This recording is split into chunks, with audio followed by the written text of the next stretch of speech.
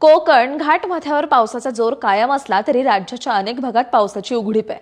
आज कोकण घाटमाथ्यासह पावसाचा जोर राहणार असल्याने दक्षतेचा इशारा देण्यात आलाय। उर्वरित राज्यात हलक्या सरींची शक्यता असून उद्यापासून म्हणजेच 5 जुलैपासून राज्याच्या विविध भागात पावसाचा जोर वाढण्याचा अंदाज हवामान विभागाने वर्तवलाय। कोकण मध्य महाराष्ट्राच्या घाटमाथ्यावर पावसाचा जोर कायम असल्याने मुसळधार पाऊस होत असल्याने अतिवृष्टीची नोंद झाली आहे। गुरुवारी म्हणजेच काल 3 जुलै रोजी सकाळपर्यंतच्या 24 तासांमध्ये तामिणी येथे सर्वाधिक 260 मिलीमीटर तर सिंधुदुर्ग जिल्ह्यातील कणकवली येथे 220 मिलीमीटर पावसाची नोंद झाली आहे। मराठवाडा आणि विदर्भात तुरळक ठिकाणी पावसाच्या हलक्या ते मध्यम सरींनी हजेरी लावली आहे। उर्वरित राज्यात मुख्यतः उघडीपीसह हलक्या पावसाचा शिडकावा होतोय।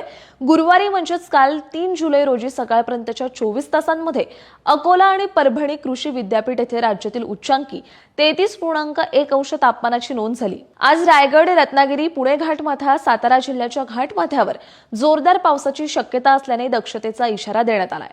तर सिंधुदुर्ग आणि कोल्हापूरच्या घाटमाथ्यावर जोरदार पावसाची शक्यता असल्याने दक्षतेचा इशारा आहे। उर्वरित राज्यात ढगाळ हवामानासह हलक्या पावसाची शक्यता आहे। उद्यापासून म्हणजेच 5 जुलैपासून राज्याच्या विविध भागात पाऊस जोर धरण्याची शक्यता हवामान विभागाने वर्तवली आहे।